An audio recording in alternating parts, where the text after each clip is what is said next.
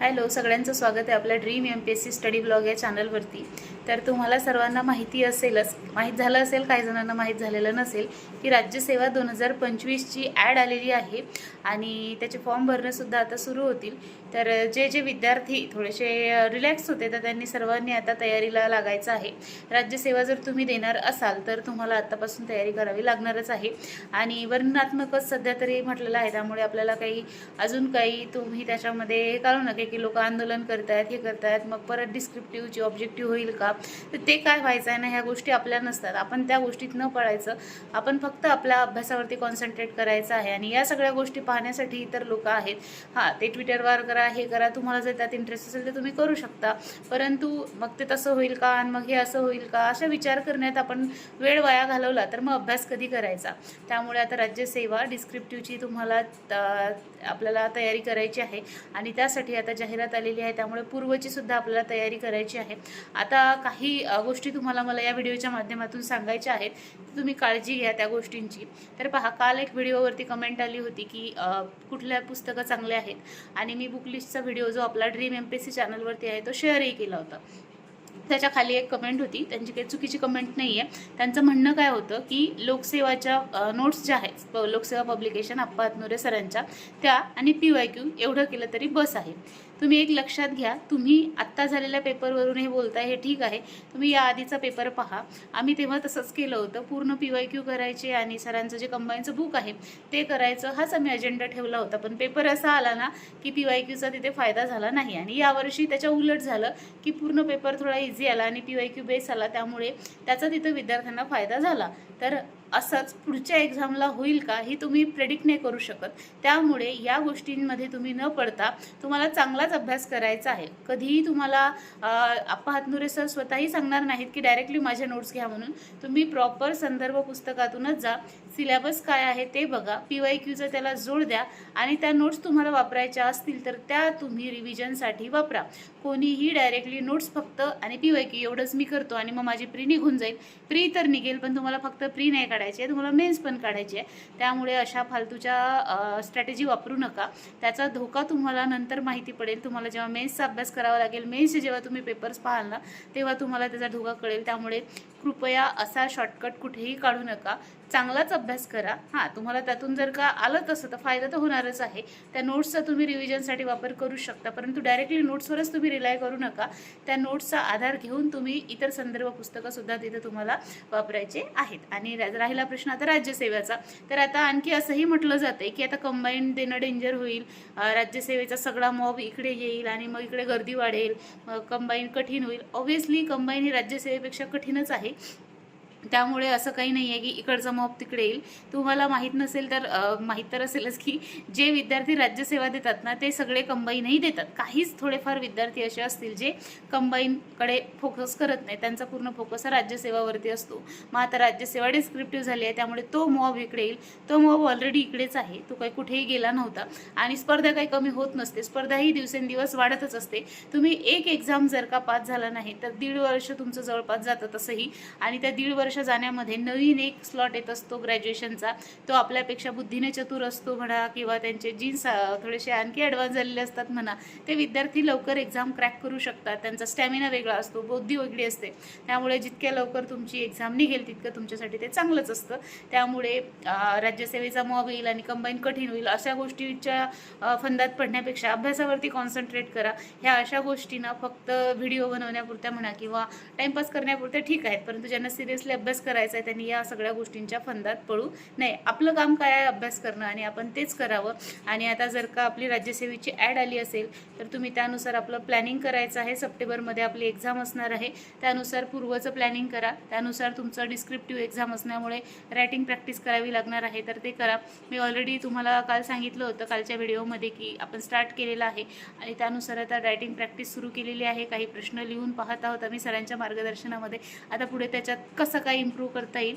आणि अशीही कमेंट होती की तुम्हाला हॅट्स ऑफ आहे, एवढंसं मूल सांभाळून तुम्ही करताय, तर एक लक्षात घ्या, माझी मुलगी सध्या 1च महिन्याची आहे, त्यामुळे मी कुठलंही घरातलं काम करत नाही आहे, मी आईकडे आहे, आई तर आपल्याला ताट येतं जेवायचं, त्याच्यामुळे मी काही खूप कामं करून अभ्यास करते असं काही नाही आहे। सध्या फक्त मुलीला सांभाळायचं आहे आणि तीही शांत आहे, त्यामुळे मी ते अभ्यास करू शकते. काल अशीही कमेंट होती की ताई खरंच आपण मूल सांभाळून म्हणजे मेड लावली आणि फक्त मुलीला सांभाळून तिच्या जेवणाचं वगैरे पाहिलं तर अभ्यास शक्य आहे का? तर असं काही मोजमाप नाही आहेत बघा कोणत्याच गोष्टीचे. तुमच्या बाळाला तुमची किती गरज आहे ते तुम्ही तिथे लक्षात घेतलं पाहिजे. त्याला जर का तुम्ही दिवसभर लागत असाल आणि तुम्ही म्हणाल मला अभ्यास करायचा, ते शक्य नाही आहे. प्रायोरिटी आपलं बाळ असलं पाहिजे. जर ते तुम्हाला कोऑपरेट करत असेल, तुम्ही शक्य करू म्हणजे तुम्हाला शक्य असेल घरामध्ये मेड लावणं आणि तुम्हाला प्रॉपर वेळ मिळत असेल एका ॲस्पिरंटसारखा, तर ते शक्य आहे. म्हणजे अशी काही आपण मोजमाप फुटपट्टी नाही लावू शकत की इतका तास अभ्यास केला कीच MPSC निघेल.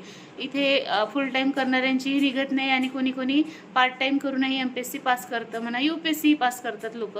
त्यामुळे असं काही इथे तुम्हाला तिथे कन्फर्म मी नाही सांगू शकत. तुमची किती तयारी आहे, तुम्ही कशा प्रकारे तयारी करताय, तुमचं माइंड कशा प्रकारे स्टेबल आहे की नाही, तुम्ही किती कॉन्सन्ट्रेट करू शकताय, खूप सारे आयाम असतात त्याच्यामागे. त्याच्यामुळे असं काही सांगता येणार नाही की याच्यामुळे हे होईल आणि त्याच्यामुळे ते होईल. त्यामुळे फक्त अभ्यासावरती कॉन्सन्ट्रेट करा. शक्य नसेल होत बाळाच्या सोबत तर एखाद वर्षाचा गॅप घ्या, बाळाला वेळ द्या. तुम्ही स्टेबल झालात की नंतर मेड लावा, मग बाळाही थोडंसं मोठं झाल्यावर तुम्ही शांततेने अभ्यास करू शकता. त्यामुळे असं काही टेन्शन घेऊन करायचं नाही आहे. आणि काही विद्यार्थ्यांची एका विद्यार्थ्याची अशी कमेंट होती की 10,000 मला पेमेंट आहे, मी प्रायव्हेट जॉब करतोय. तर एक लक्षात घ्या, 10,000 आत्ताच्या काळात तर काहीच होत नाही. त्यामुळे जर शक्य असेल तर तसा जॉब करण्यापेक्षा जर तुमची परिस्थिती ठीक असेल आणि तुम्ही अफोर्ड करू शकत असाल तर द्या ना, सरळ सेवा द्या. असं काही नाही MPSCच द्यायच्या. सरळ सेवाच्या बाबतीत मी काही जास्त गाईड नाही करू शकत, कारण मी काही जास्त देत नाही. MPSCच्याच एक्झाम मी देते. त्यात एक ग्रुप Cच्याही एक्झाम द्यायची काही इच्छा नसते, पण तो फॉर्म भरलेला आहे मी, ती एक्झाम देणार आहे. आता ती जूनमध्ये गेलेली आहे, पोस्टपोन झालेली आहे. त्यामुळे त्याच्यासाठी वेळ आहे, त्यामुळे ती एक्झाम देणार आहे. आणि सध्या तरी आपला राज्यसेवेवरतीच फोकस आहे. ग्रुप Bची एक्झाम मी देणारच आहे, परंतु जास्त फोकस आता राज्यसेवेवरती करते. कारण सांगते, तुम्ही राज्यसेवा असं करा असंही मी सांगत नाही. याचं कारण म्हणजे माझी अभ्यासिका आहे, ती स्टेबल आहे आणि आता दुसरं काही करण्यासारखं आयुष्यात नाही आहे असंही म्हटलं तर चालेल. त्यामुळे वेळ आहे आणि मला आवड आहे, त्यामुळे आणि मी करू शकते अशी मला स्वतःला वाटते. त्यामुळे मी ती एक्झाम करत आहे. त्यामुळे राज्यसेवेची तयारी स्टार्ट केलेली आहे. डिस्क्रिप्टिव्ह आहे, लिहिण्याची सवय DEDमध्ये असल्यामुळे, DED केलेलं असल्यामुळे म्हणा किंवा आर्ट्सची विद्यार्थिनी असल्यामुळे लिहिण्याची तशी सवय आहे. त्यामुळे फक्त आता ते काय म्हणता येईल, जुने शस्त्र बाहेर काढावे लागतील अशा प्रकारची परिस्थिती आहे. तर त्यामुळेच आता ती तयारी सुरू केलेली आहे. तर कंबाईन जी एक्झाम आहे तर तीही येईलच, त्याचीही तयारी करायचीच आहे. कंबाईन आणि राज्यसेवा काही सारख्याच लेवलच्या आहेत, त्याच्यामुळे टेन्शन घेऊ नका, फक्त अभ्यास करा. टेन्शनमुळे काहीही होणार नाही आहे, तुम्हाला अभ्यास करावाच लागणार आहे आणि या सगळ्या गोष्टींमध्ये आपला अभ्यास मागे पडणार नाही याची फक्त खात्री घ्या. दिवस तसे उन्हाळ्याचे आहेत, त्यामुळे आपल्या तब्येतीचीही काळजी घ्या आणि चांगल्या प्रकारे अभ्यास करा. सर्वांना आता जाहिरात आलेली आहे, त्यामुळे परीक्षेसाठी खूप खूप शुभेच्छा आहेत. तुमच्या ज्या कमेंट्स असतात त्यानुसार मी व्हिडिओ नक्की बनवत जाईल. आता काही स्टडी व्लॉग सध्या माझ्याच्याने व्यवस्थित शूट करणं होत नाही आहे, त्यामुळे मी काही शेअर करत नाही आहे.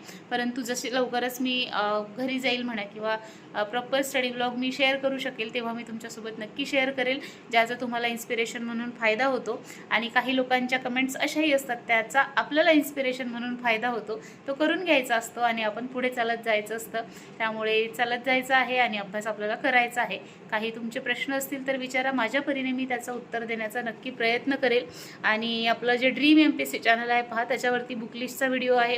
कुणाला जर का बुकलिस्ट पाहायची असेल तर तीच फॉलो करा असं मी नाही म्हणत आहे, परंतु बऱ्यापैकी तेच पुस्तकं सगळे विद्यार्थी वापरतात, त्यामुळे त्या पुस्तकांचा तुम्ही आधार घेऊ शकता आणि त्या पुस्तकांच्या माध्यमातून तुम्ही तुमची तयारी करू शकता. आता राहिला डिस्क्रिप्टिव्हचा प्रश्न, तर डिस्क्रिप्टिव्हसाठी जी बुकलिस्ट आहे ती अजून तरी कोणाकडे आलेली नसेल, त्यामुळे बुकलिस्टचा विचार करण्यापेक्षा सिलेबस काढून घ्या, सिलेबसची प्रिंट काढा. त्यानुसार तुम्ही तिथे क्वेश्चन पहा, UPSCचे पेपर्स पहा, त्यानुसार पहा कशा प्रकारे आन्सर फ्रेम करता येत असतील तर एखादा क्लास लावा. कारण डायरेक्टली आपण हात नाही घालू शकत, कारण आपल्यापुढे कुठलाही रोडमॅप नाही आहे 25साठी. त्यामुळे एखादा क्लास तुम्ही जॉईन करा.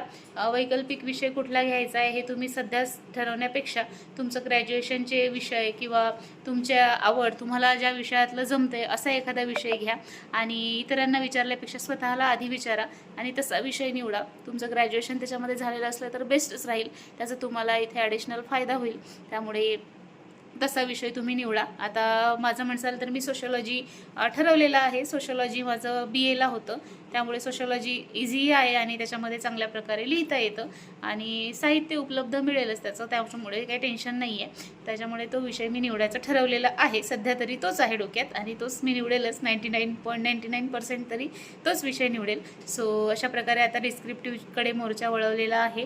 तुम्हालाही पुढच्या एक्झामसाठी शुभेच्छा आहेत. जाहिरात आलेली आहे, तुम्ही ॲड पाहून घ्या. आपल्या टेलिग्राम चॅनलवरती मी सुद्धा ती ॲड टाकते आणि तुम्हाला टेलिग्राम चॅनलचं लिंक जी आहे त्या चॅनलची लिंक मी तुम्हाला खाली डिस्क्रिप्शन बॉक्समध्ये देते. हा व्हिडिओ पाहिला त्याबद्दल खूप खूप धन्यवाद. पुढच्या व्हिडिओमध्ये भेटूया तुमच्या कमेंट्ससह, तुमच्या कमेंट्सच्या उत्तरासह. So thank you so much for watching. भेटूया पुढच्या व्हिडिओमध्ये.